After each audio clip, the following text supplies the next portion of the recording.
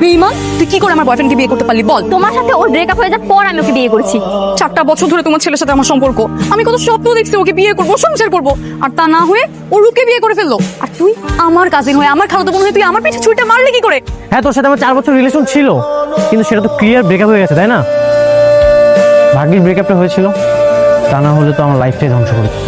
আমি জানতাম আপনি আপনার ভুল একদিন ঠিকই বুঝতে পারবেন, আর আপুর সাথে ব্রেকআপ করে আমাকে বিয়ে করবেন। বের হ! কি ব্যাপার? নিশ্চয়ই ওই সে আপু।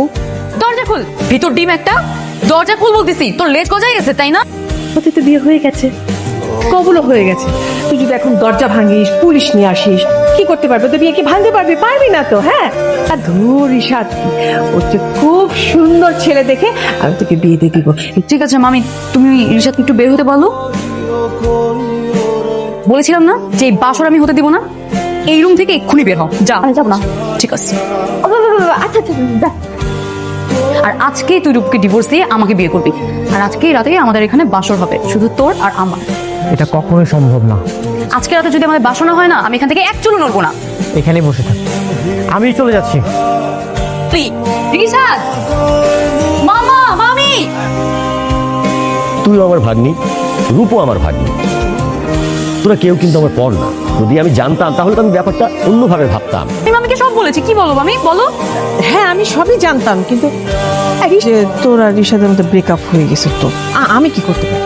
হ্যাঁ, এর জন্যই তো আমি ওকে বিয়ে করেছি। তো কি হয়েছে, মানে কি কারণে এরকম হলো? মামা, আমি তোমাকে খুলে বলতেছি। বড় মামার সাথে কালকে কথা বলবে আমাদের বিয়ের বিষয়ে। নদীতে ঝাঁপ দেওয়ার আগে জানতে হয় তার গভীরতা ঠিক কতটুকু।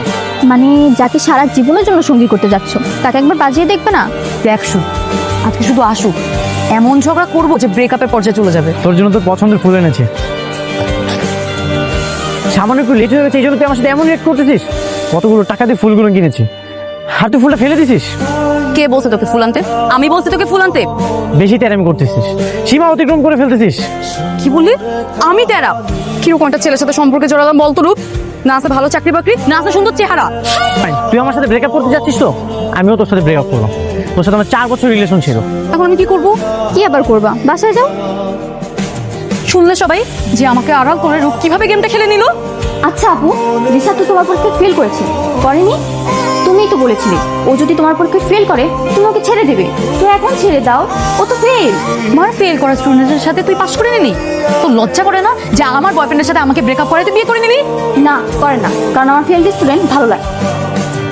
তুমি ঠিক কবে থেকে আমাকে ভালোবাসো? বলতে গেলে সে ছোট্টবেলা থেকে ভেবেছিলাম এসএসসি পরীক্ষার পর আপনাকে প্রপোজ করবো। ব্যাপারটা ওই আপুর সাথেও শেয়ার করেছিলাম, কিন্তু আপু শয়তানি করে আমার আগে আপনাকে প্রপোজ করে ফেলেন। বিয়ে করে ফেলছি, কি ঠিক করছি না? একদম ঠিক করছেন মামা। তুমি ঠিকই বলেছেন। সম্মানিত এলাকাবাসী, এই দেখুন, এই যে ভদ্রলোক আর ভদ্র মহিলাকে দেখতে পাচ্ছেন, তারা পরকীয়া করছে।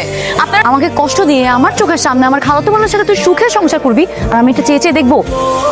তোর লাইফে 12টা না বাজে আমি কোথাও যাবো না। তোর কোথাও যেতে হবে না, আমিই চলে যাচ্ছি। বিয়েটা শুধু নামেই হলো, না পারছি শান্তিতে সংসার করতে, না পারছি জীবনটাকে সুন্দর করে সাজাতে। কোয়ালিটি টাইম স্পেন্ড করে আসি, সাথে হানিমুনটাও হয়ে যাবে। বাস ধরে ওখান থেকে আমরা বান্দরবন চলে যাবো ডিরেক্ট। হ্যালো জাপান ভাই, শুনেন, আজকে রাত 12টার পরে একটা ছেলে আর একটা মেয়ে যাবে হচ্ছে।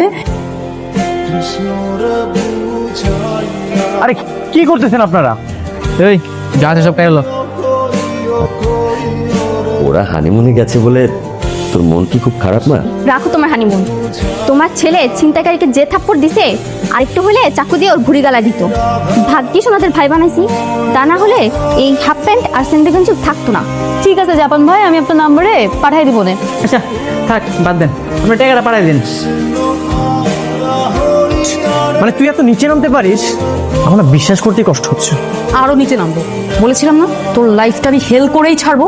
সেদিন যখন তুমি আমার সাথে ব্রেকআপ করলে, আমি খুব সহজেই ব্রেকআপ করে ফেলেছিলাম, সবকিছু মেনে নিয়েছিলাম। আর ঠিক তারপরে রূপকে আমি বিয়েটা করে ফেলি। কি আমার মধ্যে ভালোবাসা নেই? কোনো ভালোবাসা নেই। যদি ভালোবাসা থাকতো তাহলে একটা ভালোবাসা মানুষের সাথে কেউ কখনো এই কাজটা করতে পারতো না।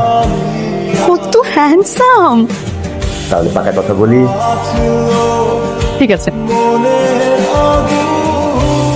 মোস্ট হ্যান্ডসাম বয় আমার ফিয়ন্সে। কি হিংসা হচ্ছে, জ্বলন হচ্ছে না?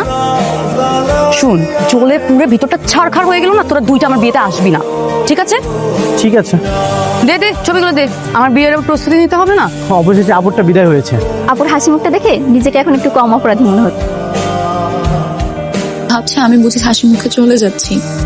এই মুখের হাসিটা শুধুমাত্র তোমাদের জন্য। লোক দেখ, ভুলটা আসলে আমারই ছিল। ভেবেছিলাম জোর করে ভালোবাসলে একদিন না একদিন ভালোবাসা ফিরেই আসবে।